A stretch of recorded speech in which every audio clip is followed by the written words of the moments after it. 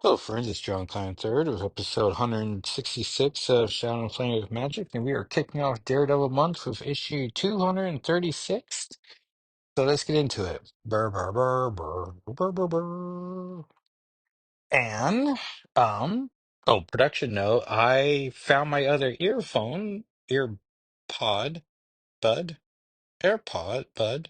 Ugh, the worst. And so hopefully, however you're hearing this, it's coming even clearer.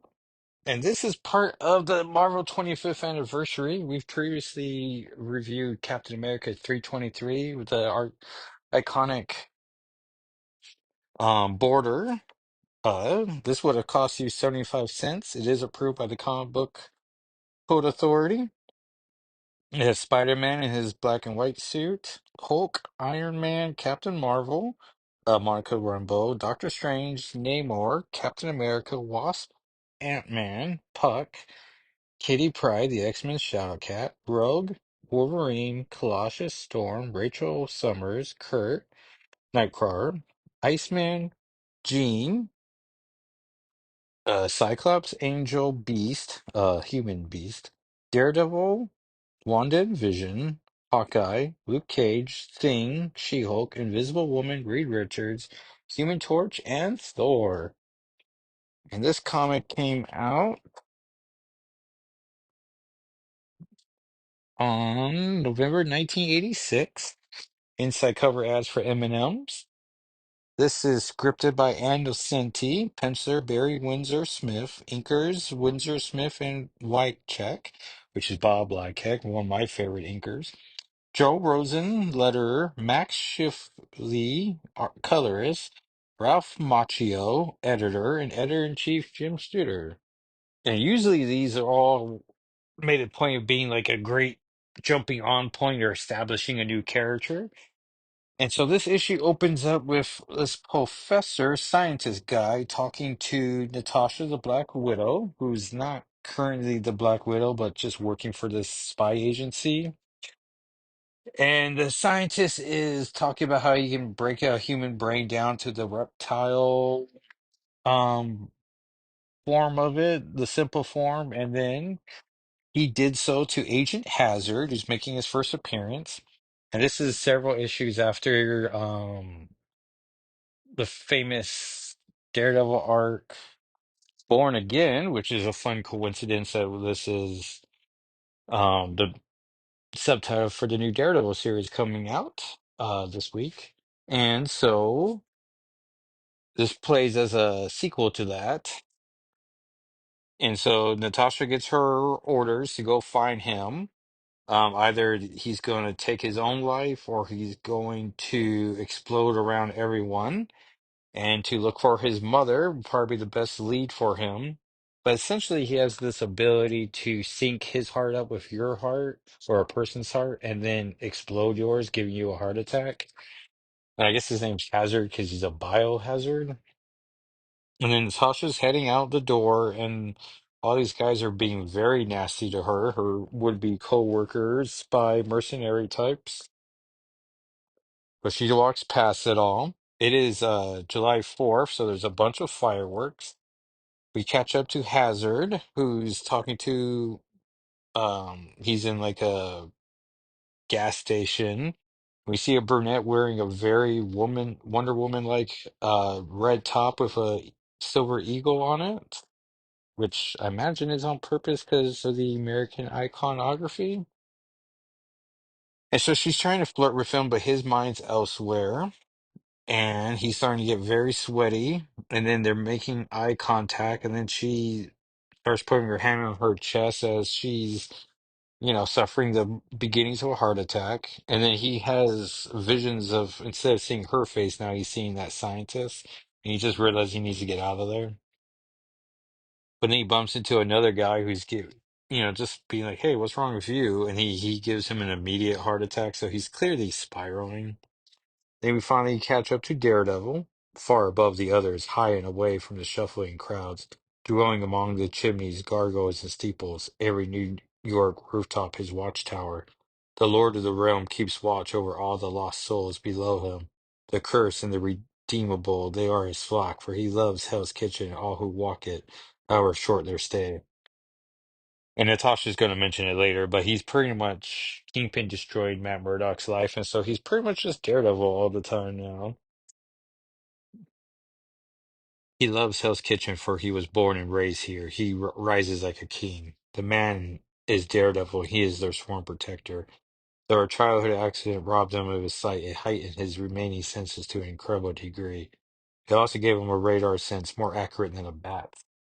Which reminds me about the Daredevil Batman crossover and how we just got AIPT, where I get most of my comic book news besides people tell me news. And apparently, sometime this year, we're supposed to be getting a Marvel DC crossover, and then the second part will be called DC Marvel crossover. Very original name. But I'd be curious to see if it's just two issues. I imagine it's not going to be like Joey Avengers at all, where that was like a fun celebration of both franchises. Whereas this is going to probably be high adventure, two-parter, the elite A list of A list, and um. So yeah, so hopefully we get some X-Men content, right? That'd be nice. But it's a pre-order for me for like guarantee. I love me a crossover, and especially a Marvel DC crossover.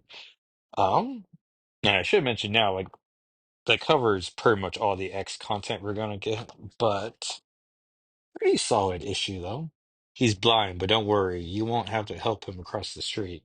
So he investigates the guys. He's confused by how the two heartbeats, or how it's two people but one heartbeat. And people are just commenting about how the devil is there upon him. It hurts to lose one of his flock. And then Natasha just shows up right behind him, like, hey, because she's following the lead. And so, you follow the bodies later. And Natasha mentions how she doesn't like talking to masks. She's never did. And so Matt took off his mask and they're just chatting about the recent events of Born Again. And then she tells him to put his mask back on. Then we see Hazard's talking to his mother, and the little boy Tommy comes over, and Tommy apparently is looking for guidance, and he's like 10.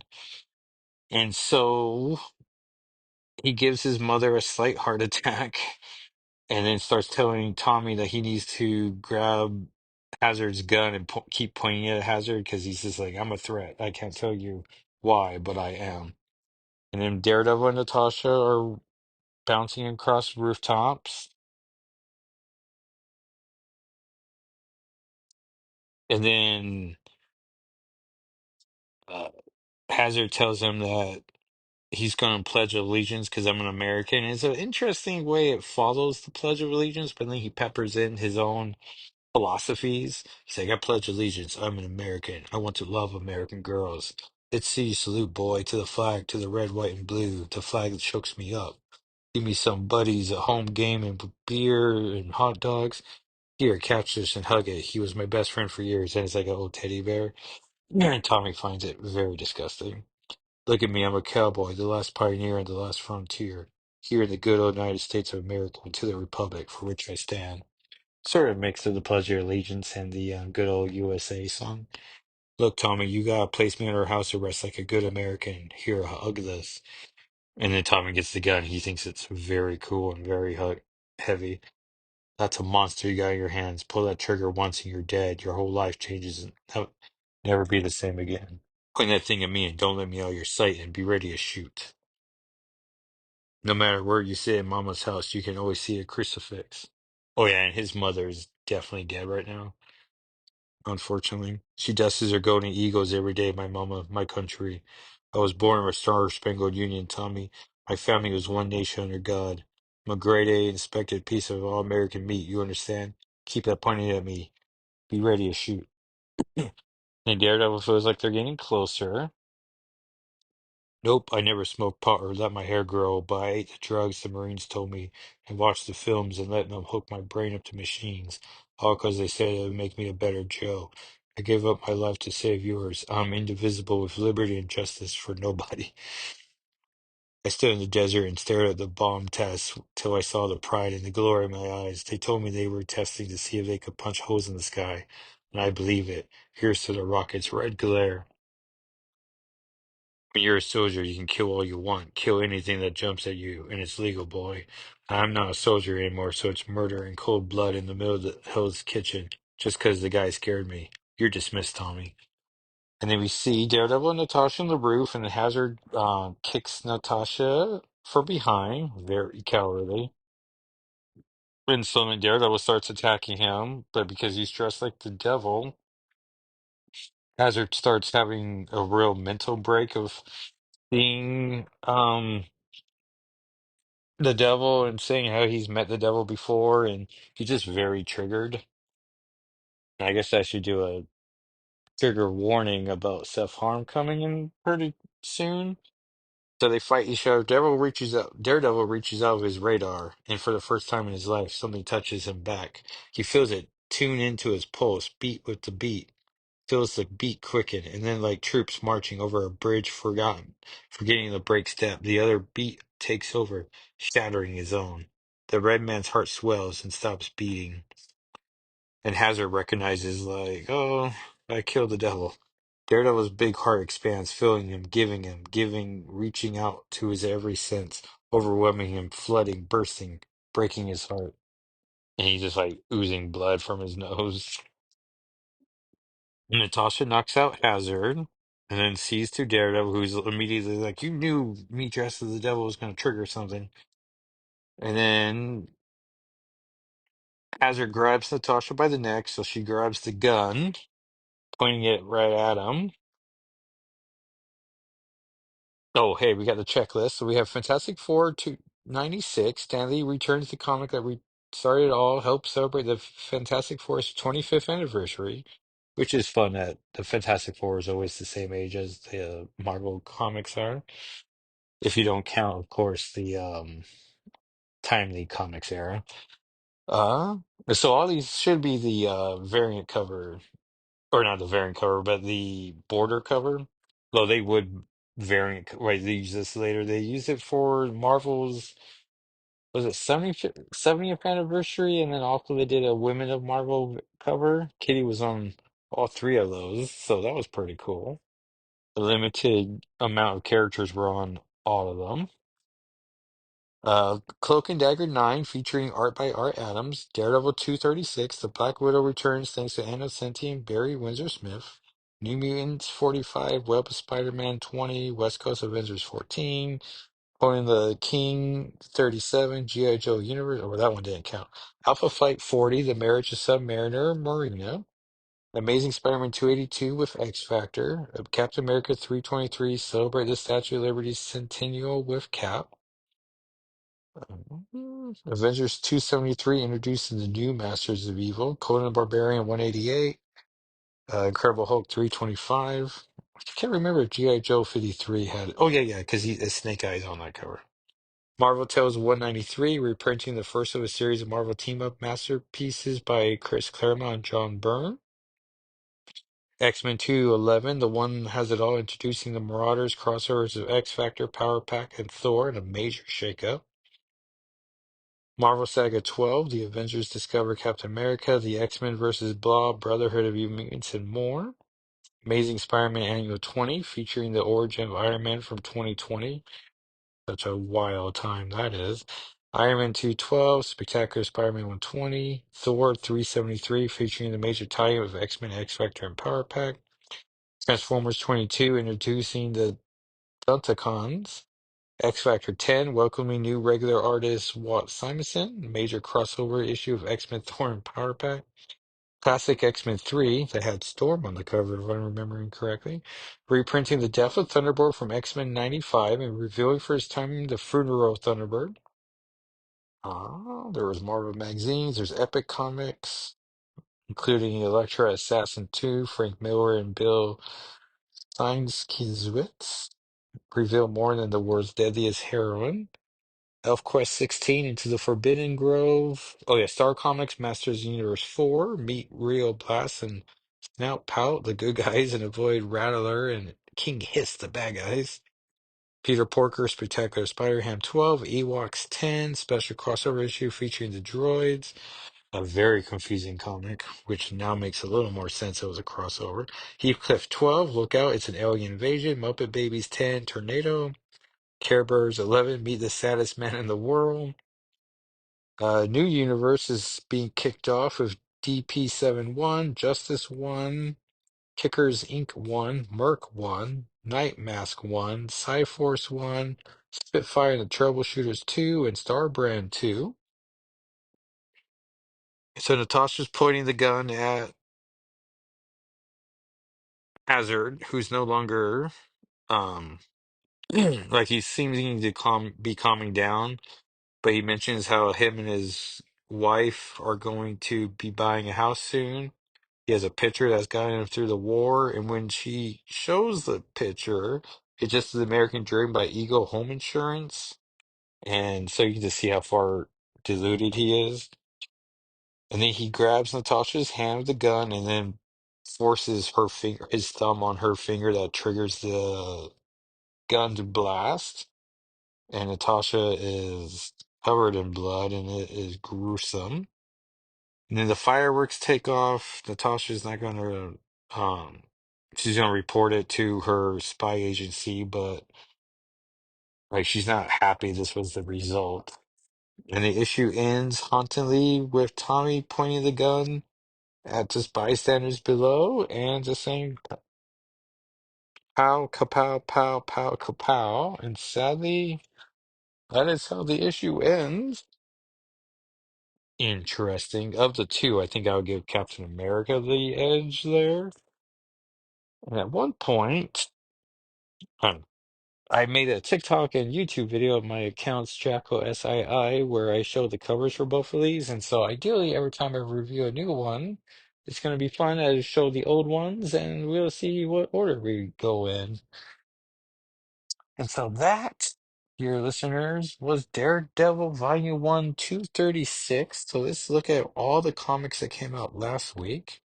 Dur, dur, dur, dur. So we have Hellhunters 3, where spoilers for comics of last week, everyone. Hellhunters 3, where Captain America and Bucky joined the squad.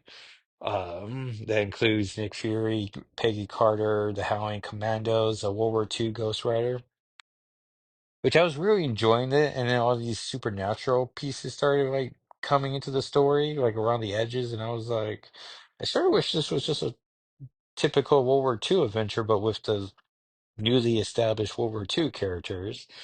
And then like dramatic page flip, and all of a sudden World War II Ghost Rider was there, and I was like, oh, that's right. There's been supernatural elements this whole time. I just simply forgot about it. Bucky is, 12 years old and very war thirsty. And so it's like, yeah, someone needs to watch that kid. Hellverine 3. Fun how both Hell titles came out. Uh, Aki Hero goes to Doctor Strange, who is no longer the Sorcerer Supreme. And because he's not, we all get reminded about how lousy of a sorcerer he is, as he can't even do basic research projects for Aki Hero.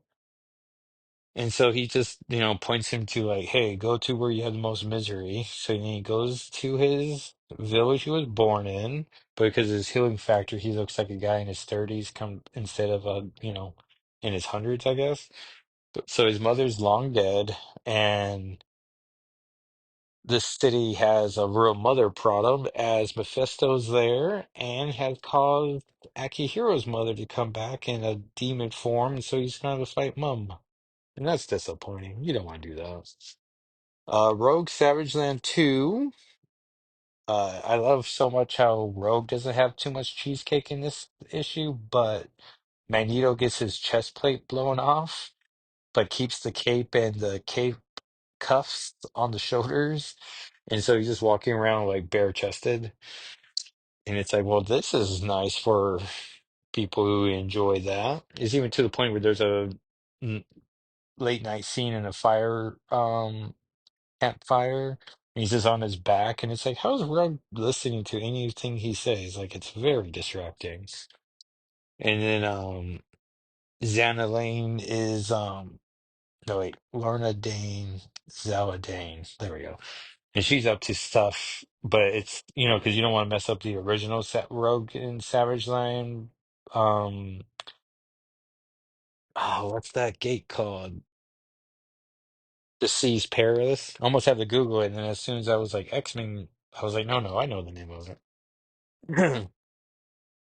So you don't want to ruin that story. So it's curious what they're all doing. Uh, oh, Sabretooth, Dead Don't Talk 3, thanks to a dear Blue Sky friend. Because I skip issue 2, but I was assured that issue 2 wasn't gross. And so Sabretooth's one of those characters where he just kills a bunch of women and people, and it's always bloody. And I'm like, I don't care for that.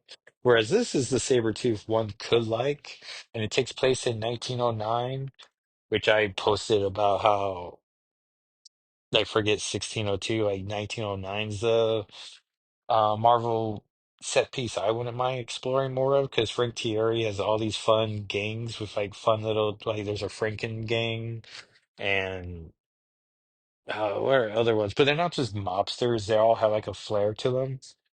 And Sabretooth's part of one of them. He's working with Wilson Fisk is, either great grandfather or great grandfather, depending on timing, sliding time scale, and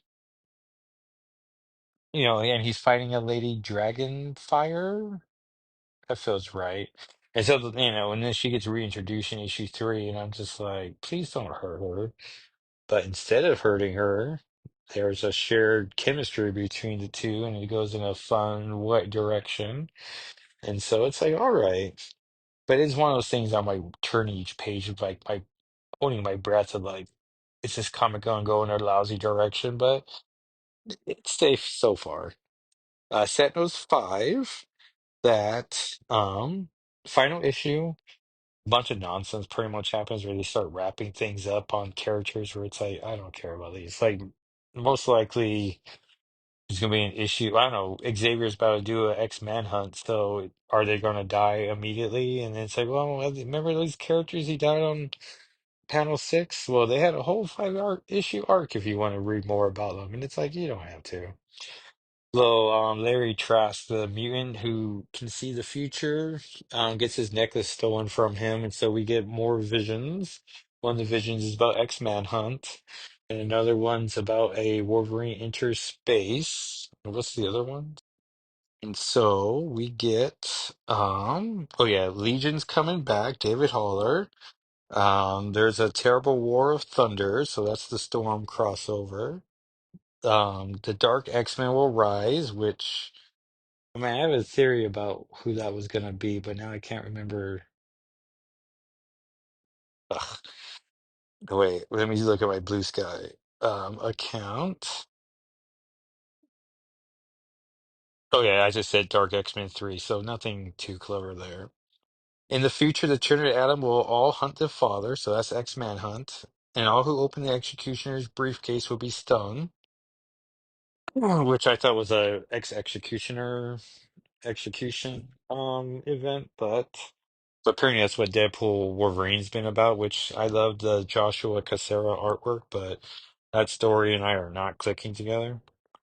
Um, Amazing Spider-Man 68 dot deaths, which would have been like X-Men Spider-Man 8 deaths issue 1. But if you've been looking for just pure Juggernaut content, this is it for you. Like Juggernaut's the main focus. I don't even think they cut through Spider-Man at all, and pretty much the X-Men all get possessed, even including Magic, and then they all attack Juggernaut. He's just constantly saying nothing can stop me as people keep trying to stop him. And then Magic gets the best attempt at him as with her Soul Sword, it neglects Magic, and so stabs him, gets his helmet cracked open, and he has a second helmet underneath him, which surprises him. So if you're a longtime Juggernaut reader, it shouldn't surprise you. Like he's constantly having a second helmet. But it's also nice that the possessions like don't have full access to their powers because Magic could have easily just teleported him anywhere in like deep space and then be like, well, now he's taken care of. Sidorak makes a point of not taking away his powers Which I like the in-story purpose of like Cinderella loves it when Juggernaut's a good guy because he's wrecking so much more stuff like constantly, as opposed to having a scheme of the week where he destroys maybe a bank vault. So it was a pretty solid issue. TVA 3 has is back to being as great as the first issue was, and recognizing that I'm not the target audience for this title, as clearly I'm the guy who's like, this is a lot of TVA content where I just want the heroes.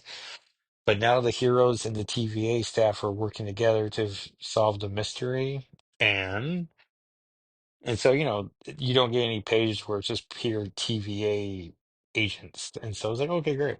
Jimmy Hudson, one of the three survivors of the original Ultimate Universe, now called Poison, is being framed, and so they're keeping him in a locked room. And Gambit visits him and gives us a little more hint about how his rogue died to the zombies.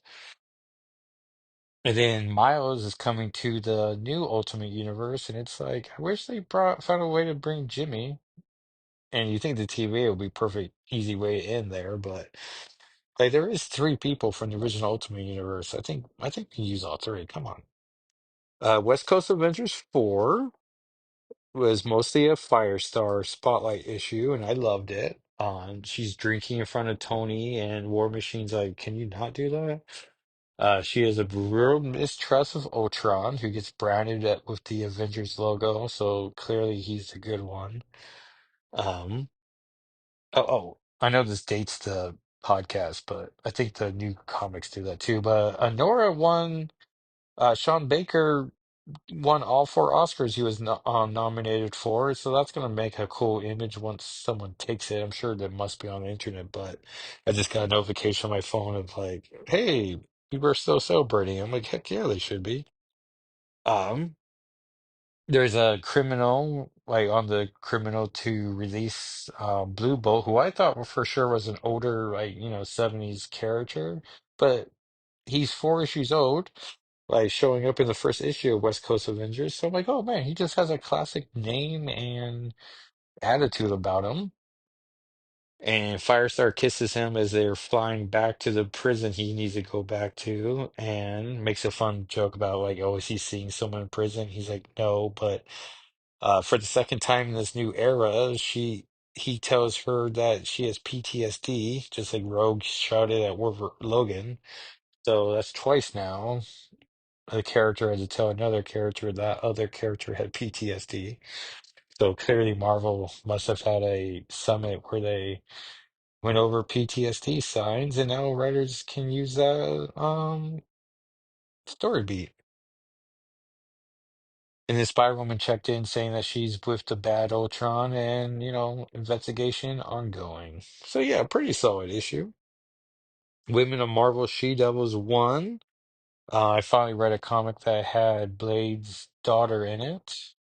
Character name escaping me right now, but Stephanie Williams wrote the first half, and it's another one of those anthologies where they just tell one big story but broken in three chapters. Chapter 2 was my favorite, because it featured both Wolverine and Daredevil, and those ladies are awesome. And I'm sure in the mood for them teaming up even more, and so they just keep giving me that content. And like chapter 1 was Shanna the She-Devil, and then the final one, I don't know, they sort of lost me in the final part where Blade's daughter runs off and solves the issue, and I forget who she even teams up with it, um, but the middle chapter, like that's where all the content, right, the character work was, and I was like, oh, I like this, which isn't fair because like the first chapter has to set up the whole premise of the issue, and the final one's paying off the first one. Hence why trilogies, the third one often beckons back to the first one, and the second one just stands on its own. Hence why I'm always more of a middle chapter guy myself. And then finally, we get X-Men 12, a fun conclusion to a two-parter. These aliens were grabbing Cyclops to take him to space, which seems risky, like high risks, because they were going to get the Phoenix's attention, and then, like, what, Phoenix just spanks them and then takes Cyclops back to Earth? Like, what a waste of her time. But they figure it out. Everyone teams up together. we get introduced to the new Alpha Flight, which is very much the old Alpha Flight, but now Vindicator is a different lady, wearing black and white, which is fun, but she's not fun, and all the team hates her, and they talk openly around her about how much they hate her, which makes flying two missions awkward, but also like screw her and her company woman stance. Um, but it was funny, like Puck's like, man, I really hate the way she gives directions, and she's like, well, this is how I'm doing it, so get on board. And it's like, oh man. And it's not even like a calm issue. Like they're clearly knowing she's in the room with them and they're openly hostile to her. I'm trying to think. I think Magic did some cool stuff, and now I'm blinking on that. But yeah, pretty fun issue. So let's see what comics come out this Wednesday. Oh yeah, X-Men Hunt. So it starts off in Uncanny X-Men 11, then it'll go out to X-Men 9. Nope. NYX 9, penultimate issue. And then part three will be Storm 6. And then for those who are not X-Men Hunt inclined, you can enjoy Wolverine 7. That's doing their ridiculous adamantium storyline. But the character work is pretty great in it. It's just like Donna Pierce is there, Romulus is there, and it's just like, ugh. But also Laura's there, so that's fun. So, so yeah, four issues, which is going to make the Blue Sky posts on Thursday or Tuesday so much easier for hashtag New Comics Eve. Because usually I gotta do like four posts to do four covers each post, and this one's gonna be super easy. Something I look forward to. My plans to use the Phil Noto covers, even though Exceptional X-Men's collateral damage not tie-in or tie-in issue, and so does not get the Phil Noto cover. And that's disappointing. I'm still disappointed by it. And so that, everyone, was episode 166 of Shadow and Plenty of Magic. Thank you so much for listening. Follow me on the socials at Jacko SII. The podcast is SNFWM. Since there's no interior pages to do for Daredevil, I don't think I'm posting anything for there, which is nice for me. I get to go to bed like 10 minutes earlier. But you, dear listener, thank you so much for listening, and I will talk to you next time. All right, everyone. Bye.